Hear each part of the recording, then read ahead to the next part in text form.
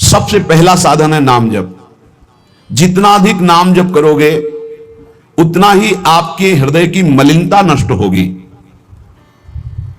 जो निर्मल सिद्ध संत हैं वो भी निरंतर नाम जप करते रहते हैं। साधन नाम सम नहीं आन, नाम के बराबर कोई साधना नहीं है। नाम में मन नहीं लगता, ना लगे आप जपते रहिए, फिर इसका प्रभाव देख लीजिए। मन तो ऐसे फंस जाएगा जैसे चींटा गीले गुड़ में फंस जाता है, उसकी टांगें फंस गई, अब वो निकल नहीं सकता। ऐसे नाम मन को फंसा लेता है। आप जपिए तो भागने दो इसको, कितना भागेगा, जाएगा कहां ये? हमारे सिवा इसका कोई आधार नहीं है।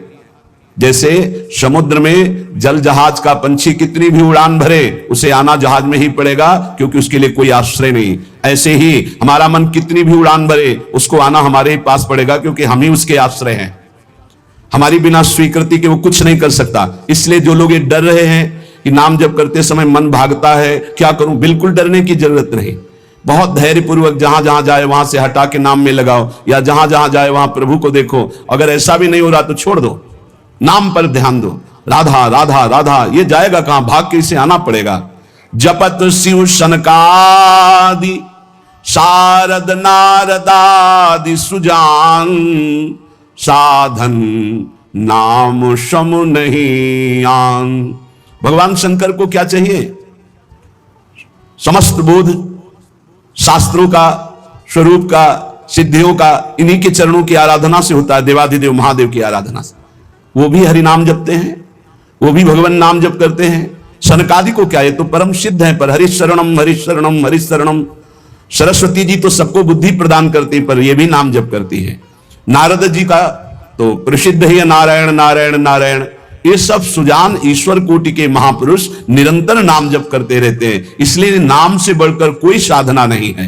नाम के बल मिटत भीषण अशुभ भाग्य विधान। अशुभ भाग्य विधान जो हमें नाना प्रकार की दुख विपत्तियां संकट देते हैं, जो खूब नाम जप करता है उसके ऊपर किसी का प्रभाव नहीं पड़ता। विपत्तियां, अशुभ विनायक, भूत प्रेत पिशाच यक्ष राक्षस, किसी की ताकत नहीं। कुछ लोग कहते हैं कि, आप कहते हैं कि प्रेत सताता नहीं है, तो क्या प्रेत योनि नहीं है? क्या है? योनियां हैं, पर ये उनके लिए है जिनका कर्म भोग उपस्थित हो गया है। जैसे सृष्टि में सांप है, पर सबको काट लेगा क्या? उसी को काटेगा जिसका संस्कार है, कर्म भोग है। ऐसे ही हर योनियां हैं। कोई हमें कष्ट तभी देगा जब हमारा प्रारब्ध कर्म आ जाएगा भोगने के लिए। उसको सहन करने की सामर्थ्य या मिटाने की सामर्थ्य भगवान नाम में है। विश्वास कीजिए, राधा वल्लभ भजत भज भली भली सब होए, जिते विनायक शुभ शुभ विघ्न करे नहीं कोई। विघ्न करे नहीं कोई, डरे कलिकाल कष्ट भय, हरे सकल संताप हरस्य हरि नाम जपत जय। जिसके मुख में नाम चलता रहता है, जो अशुभ प्रारब्ध है वो भी बहुत क्षीण होकर प्राप्त होता है। जैसे हमने कई बार सत्संग में सुनाया कि काशी में एक बहुत नाम जापक युगल उपासक रहते थे। पूज्य श्री मथुरा दास जी के श्रीमुख से सुना। वो कभी विश्वनाथ जी के दर्शन करने नहीं जाते थे, समय ही नहीं था। जो उपासक एकांतिक भजनानंदी है उसको समय ही नहीं होता, अपने ठाकुर सेवा, अपनी दिनचर्या, तो उनको कभी ऐसा महसूस भी नहीं होता कि हम प्रभु से अलग है, क्योंकि प्रभु के नाम रूप लीला धाम में हर समय चित्त जुड़ा रहता है। तो काशी विश्वनाथ जी की जो सेवा के प्रधान थे वो बहुत बड़े ज्योतिषाचार्य थे। उनके मन में एक जलन हुई कि ये काशी में रहकर विश्वेश्वर विश्वनाथ के दर्शन करने नहीं आते और बड़े वैष्णव हैं, भगत हैं। तो वो समय के अनुसार तत्काल विचार करते थे। तो विचार किया उनके जीवन के विषय में, तो लिखा था कि परसों म्लेच्छ सेना आएगी और उनका सर्वनाश कर देगी। तो उनका, हाँ, विश्वनाथ जी के दर्शन न करने से अशुभों का नाश नहीं होता, जरूर इनको अशुभ भोगना पड़ेगा। और वो नाम जापक थे, उनका प्रारब्ध था। उन्होंने ज्योतिष के द्वारा विचारा और परसों गए। जब वहां गए तो पूछा कि भगत जी कहां? बोले स्नान कर रहे हैं। बोले मध्याह्न में स्नान? बोले ये तो पता नहीं, पर स्नान कर रहे हैं। स्नान करके आए तो उन्होंने कहा मेरी ज्योतिष आज तक कभी गलत नहीं हुई। भगवान विश्वनाथ जी के वरदान से मुझे ज्योतिष का ज्ञान है, और 12 बजे आपके पास म्लेच्छ सेना आनी चाहिए थी आज, और वो आपका विनाश करने, तो वो आई नहीं। इसका मतलब मेरी ज्योतिष झूठी हो गई? बोले नहीं, आपकी ज्योतिष झूठी नहीं हुई, म्लेच्छ सेना आई थी। बोले यहां तो सब यथावत है। बोले प्रगट में नहीं आई। मैं जब भोग पधराकर प्रिया प्रीतम का ध्यान कर रहा था, भोग का, उसी समय म्लेच्छ सेना मेरे ध्यान में आई और सब कुछ विनाश किया। फिर मेरा ध्यान टूटा तो हमने सोचा चलो प्रगट में न सही भाव में तो आई, तो इसीलिए स्नान करने गए थे, अब भोग उसारेंगे ठाकुर जी का। ये है ठाकुर सेवा और नाम जप का प्रभाव कि अशुभों को भाव में मिटा दिया, स्वप्न में मिटा दिया या थोड़ा बड़ा कष्ट देके मिटा दिया। नाम के बल मिटत भीषण अशुभ भाग्य विधान, भीषण अशुभ भाग्य का विधान नाम जप से मिट जाता है। नाम बल मानो लहित सुख सहज मन अनुमान, जैसा सुख चाहिए तुम्हें, जो सुख चाहिए तुम्हें, वो तुम्हें प्राप्त होगा, केवल नाम जप बढ़ाओ। जो इच्छा करी हो मन माही, हरि प्रसाद कछु दुर्लभ नाही। जैसे बाजार में आप जो चीज चाहो ले सकते हो, पर आपके पास रुपया होना चाहिए। ऐसे ही त्रिभुवन में जो चाहो प्राप्त कर सकते हो, आपके पास भजन बल होना चाहिए, नाम बल होना। नाम बल मानो लहित सुख सहज मन अनुमान, नाम टेरत टरत दारुण विपत्ति शोक महान साधन, नाम सम नहीं आन। नाम के बराबर कोई साधना नहीं। जो मानो हर समय नाम रटता रहता है तो मन के इच्छा के अनुसार उसको भोगों की प्राप्ति हो जाती है। भोगों की प्राप्ति ना चाहे तो भगवत साक्षात्कार हो जाता है, भगवत साक्षात्कार भी ना चाहे तो अद्भुत प्रेम प्रकट हो जाता है। नाम का प्रभाव। नाम टेरत टरत दारुण विपत्ति शोक महान, कोई कितनी भी विपत्ति शोक में हो, खूब नाम जप करो, देखो हर विपत्ति कोहरे की तरह नष्ट हो जाएगी। जैसे सूर्य के उदय होते ही कोहरा सब विध्वंस हो जाता है, ऐसे ही नाम का जब प्रकाश उदय होगा हर दुख विपत्ति नष्ट हो जाएगी। आरत करी नर नारी ध्रुव सब रहे शुचि सही दान, नाम के परताप ते जल पर तरे पाषाण। जिसने आर्त भाव से नाम जप किया हो, चाहे स्त्री हो, चाहे पुरुष हो, बालक हो, चाहे वृद्ध हो, ध्रुव माने परम सत्य, सब परम पवित्र हो गए और निहाल हो गए। जो भगवान नाम जप किए सब आनंद मस्त हो गए। अरे नाम ले लेकर के जब नल नील ऐसे पत्थर रखते थे तो वो डूबे नहीं, नाम का प्रभाव। नाम मुख से लेकर के रखते थे, ऐसा कोई ना समझे कि पाषाण पे नाम लिख करके रखते, नाम उच्चारण करते, जय श्री राम, और पत्थर रख दिया तो तरा नहीं, क्योंकि मुनि का आशीर्वाद और नाम का प्रताप। नाम बल सागर उलांघ्यो सहज ही हनुमान। हनुमान जी महाराज भगवान के चरणों का चिंतन करते हुए जय श्री राम, पूरे समुद्र को लांघ गए। ये समुद्र से भी बढ़कर भव समुद्र है। अगर ठीक से नाम जप करो तो लांघना ही नहीं पड़ेगा, सूख जाएगा।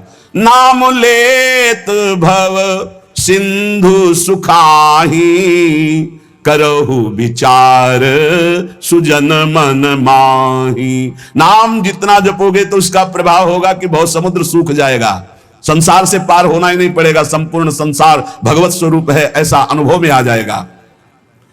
नाम बल संभव सकल जे कछु असंभव जान।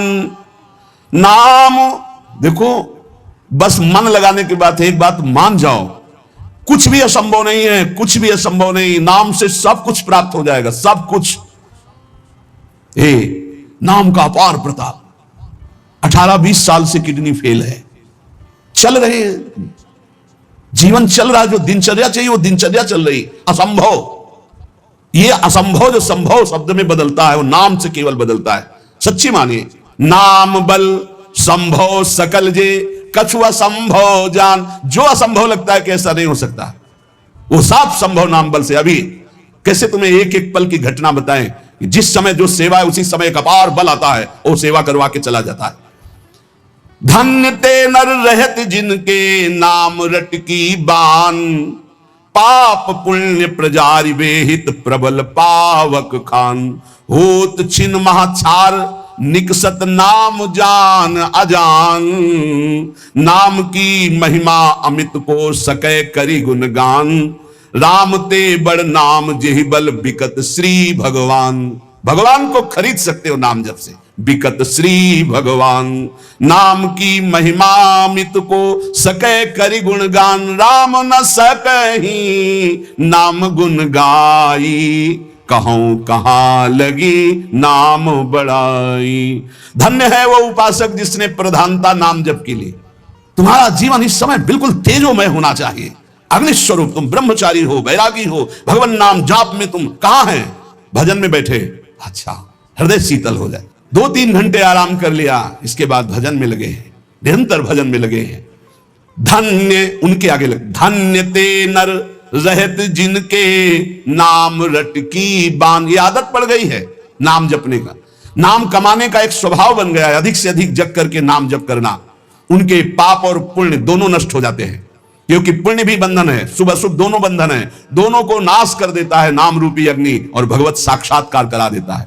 जो उपासक इस रहस्य को समझ गया, वो इस कलिकाल में बहुत जल्दी भाव की प्राप्ति कर लेता है। कल केवल मल मूल मलीना, पाप पयो निधि जनमन मीना। जैसे मछली जल में ही आनंद मनाती है, ऐसे मन पाप में ही आनंद मनाता है। कलयुग में, कलयुग का प्रभाव है, मन पाप चिंतन करता है, पाप करके आनंद मनाना चाहता है। अगर इससे निकलना चाहते हो तो एकमात्र उपाय है राम नाम कलि अभिमत दाता, हित पर लोक लोक पितु माता। नहीं कलि कर्म न भगति विवेकु, राम नाम अवलंबन एकु। ये कलिकाल नाना प्रकार की दुर्वासनाओं को प्रकट करके साधक को फंसा लेता है, उसको जिसका निरंतर नाम नहीं चल रहा। यदि नाम चल रहा है तो लोक में माता पिता की तरह पोषण और दुलार नाम करता है, और परलोक में अभिमत दाता, जो चाह की है, जो भावना की है, वैसे ही तुम्हें प्राप्ति होगी। प्रकट में भाव के संबंध में एक बड़ा रहस्य प्रसंग है कि उपासक जब नाम जप करता है और अपने आराध्य देव के प्रति भाव करता है तो भाव की झांकी आती है। यहां कहते हैं उसे कल्पना मत मानो, उसे कल्पना मत मानो, प्रभु आपके भाव में पधारे हैं। जितना आप भाव नाम के द्वारा प्रकट कर पाए हैं, यह भाव नाम के द्वारा होता है, ये कोई कल्पना नहीं होता। नाम जापक में ही भाव का प्रादुर्भाव होता है। जैसे आप श्यामा श्याम, तो आपके सामने जो श्यामा श्याम का रूप प्रकाशित हुआ, जितना आपने भजन किया है उसी के अनुसार वो प्रकाशित होगा। और आपका यदि भजन निरंतर चल रहा है और भाव गाढ़ है तो साक्षात श्यामा श्याम आपके सामने दिखाई देंगे। भाव का तात्पर्य है चिंतन। भावना करते करते रूप का सामने प्रादुर्भाव हो जाना। नाम जप करते करते भाव, और भावना करते करते रूप का प्रादुर्भाव। मनोवृत्ति भावुकता में इतनी डूब जाए कि आपका ध्यान साक्षात दिखाई देने लगे कि मेरे प्रिया प्रीतम है। नाम का यह प्रभाव। ये विवेकहीन जो लोग कहते हैं मैंने भगवत साक्षात्कार कर लिया है, ये उनकी बातें नहीं, प्रपंच वाली बातें नहीं। यहां ठीक सत्य बात को समझो। भाव अंतस्थल में ऐसा द्रवीभूत हुआ कि आराध्य देव का रूप झलकने लगा। ये नाम जापक सदाचरण करने वाले भावुक उपासक की बात बताई जा रही है, जहां भक्त की दृष्टि सर्वत्र से हटकर केवल अपने इष्ट देव में है, जहां केवल भगवत वार्ता, भगवत चिंतन, भगवत प्रभाव, भगवत रूप। ये कल्पना की बात नहीं कर रहा हूं, वहां सर्वथा यथार्थ में भगवान का प्रादुर्भाव होता है। जैसे आप देखो, जितना भजन करते हो आप देखो, अभी भावना करके आपके प्रभु वैसे दिखाई देने लगेंगे। अगर नहीं दिखाई देते, नहीं भावना बन रही, तो अभी नाम जप और बढ़ाइए, नहीं आपके सामने वैसे ही खड़े हैं। आप देखो आपके भाव में आ रहे हैं कि नहीं आ रहे हैं, वो हैं, हर समय आपके पास है। अगर भाव में नहीं आ रहे तो नाम जप और बढ़ाइए, अभी नाम जप रंग नहीं लाया है। भावना जिस रूप की होती है उसे शास्त्रीय भाषा में ध्यान कहा जाता है। यह तभी परिपक्व माना जाता है। ध्यान से सुनिएगा, आपको ध्यान में, भावना में अपने प्रभु को बोलते हुए दिखाई देगा। शब्द प्रभु आपका स्पर्श कर रहे हैं, आपको बिल्कुल ऐसा स्पर्श दिखाई देगा जैसे कोई प्रगट में स्पर्श करता है।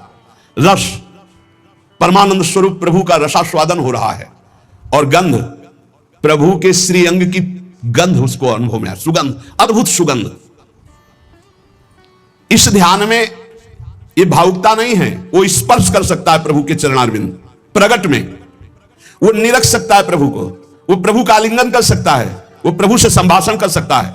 यही बात कपिल भगवान ने कही श्रीमद् भागवत में कि मेरा जो अनन्य भक्त है वो मेरे को केवल देख ही नहीं, मेरे से संभाषण कर सकता है, मेरे से बातचीत कर सकता है। प्रभु का स्पर्श करके दिव्य पुलकावली, प्रभु के श्री अंग की दिव्य सौरभ हो, उसको गंध आ रही, सुगंध आ रही, वो प्रभु का स्पर्श कर रहा है। प्रभु उनका स्पर्श कर रहे, प्रभु से संभाषण कर रहा है, प्रभु उत्तर दे रहे हैं, ऐसा गाढ़ भाव में होता है। वो भावुक उपासक अपने आराध्य देव के चरण स्पर्श कर रहा है, आराध्य देव उसके मस्तक पर हाथ रख रहे हैं।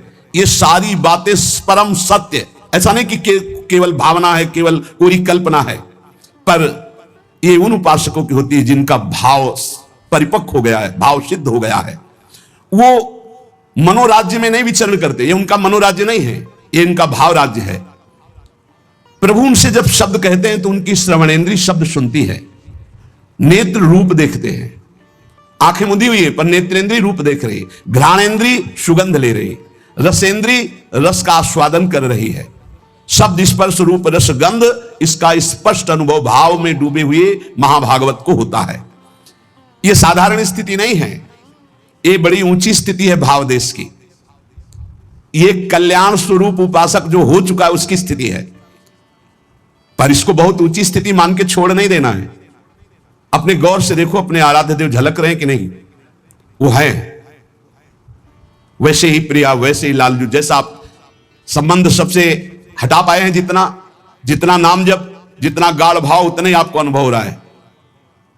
देखो भला, दिखाई दे रहे हैं कुछ कुछ तो, जितना आप नाम जप कर रहे हैं भाव में तो आ ही रहे हैं, नहीं आ रहे? भाव में आ रहे हैं, वो आ रहे हैं।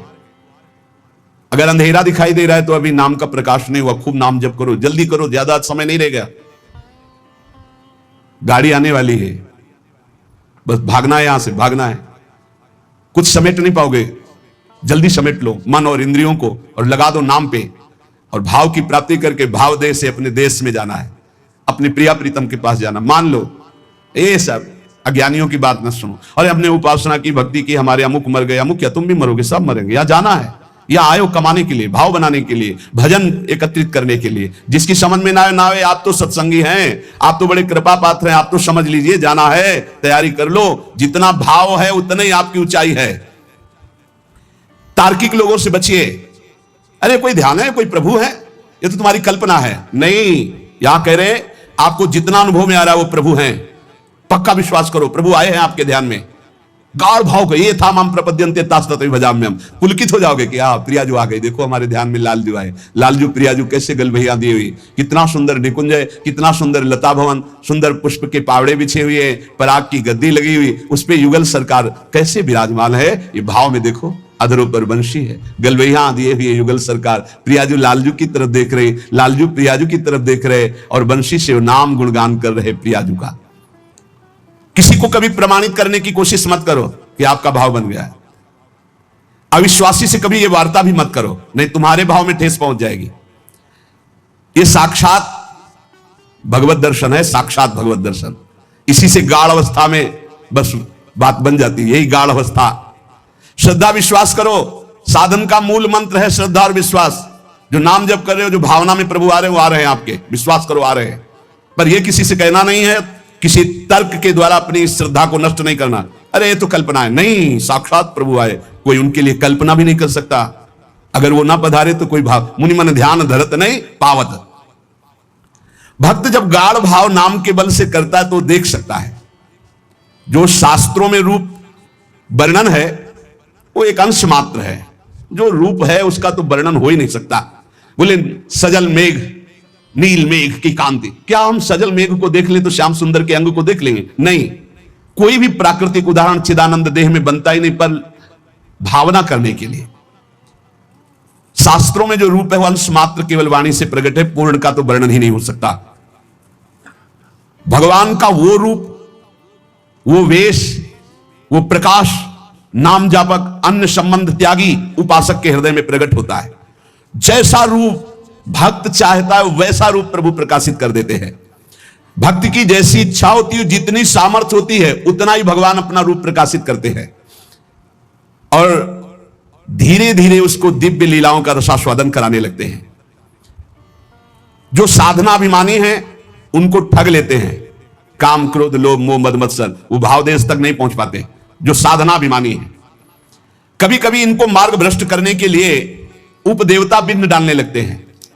छोटे मोटे चमत्कार, छोटे मोटे मन की बात जान लेना, छोटा मोटा ऐसा आकर्षण, और मार्ग से भ्रष्ट कर देते हैं। लेकिन ये उनकी बात है जो साधनाभिमानी है।